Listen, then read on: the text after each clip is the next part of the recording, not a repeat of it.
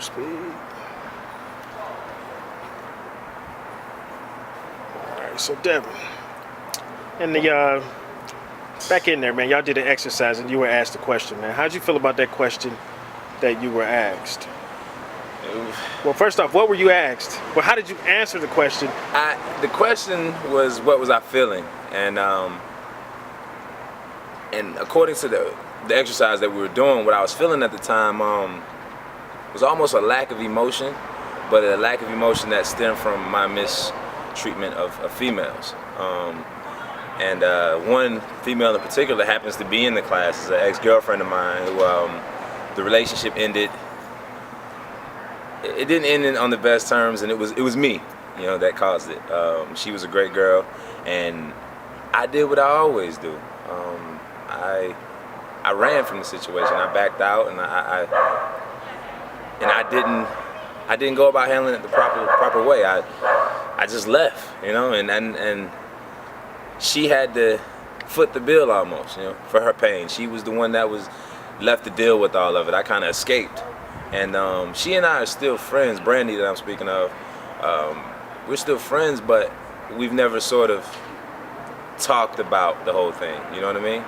We sort of, I moved back here after I graduated from Hampton, and I came here and I saw her again, and we're good, you know, because she's just a good person. But she still holds that baggage, and I still hold that baggage because I'm not able to necessarily tap into those emotions that I think I've given away in my relationships.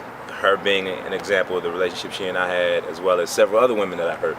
And it sort of left a void in me, and that's what I discussed on the inside. That's what I alluded to. That's the fact that I've done so many women wrong that when it comes to tapping into that emotion, as far as, you know, the workshops and stuff go, I can empathize, but I can't really make it personal. You know what I mean? And that's kind of a wall that I have to break down. Being able to get to the point to where I can go there, I can really tap into that emotion. And it was just fitting that she would be in the class and that I would have to address that. And when Lelania asked me, what is it that I was feeling? I was feeling that void, but from afar, I was feeling her hurt. You know, I could look into her eyes across the room, and I could see that I caused damage. And maybe that's a thing that the next man had to deal with. You know, and that's not right. You know, that's not right that I caused that. Now he's getting the short end of the stick, and she's getting the short end of the stick because she's not able to she hasn't confronted that thing. You know, that hurt. And we kind of did just now. And she gave me a hug afterwards, and she was like, thank you.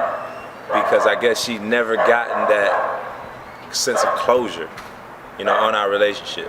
You know, we're still friends, but our relationship is ended. But I would love to continue our friendship and grow bigger than our relationship ever got the chance to. So yeah, it was. How did you feel knowing that she was looking at you while you were confessing it? I felt uncomfortable. I really did. I felt uncomfortable. It was sort of me having to face myself, you know,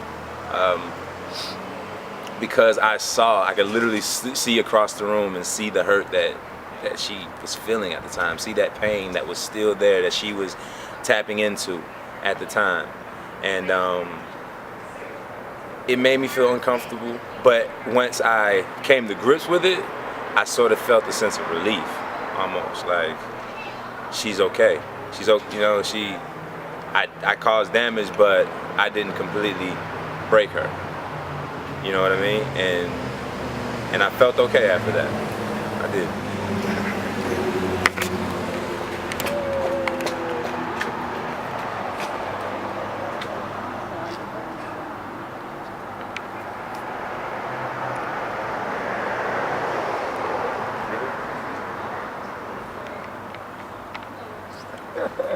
Stacy, why you gotta bring her up? Because that's what it was. I'm just saying.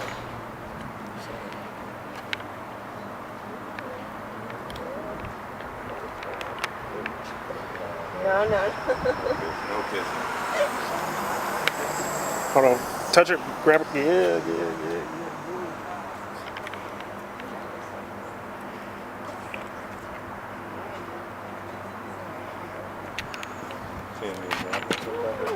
Are you kidding me? It made you feel some kind of. Yeah. Yeah. Well, you know I don't get it. You don't. I get jealous. Are you jealous? Stop. I'm just asking. Were you jealous? Were you? It made you jealous? A little? Yeah. It's like- No. Stop. Stop here.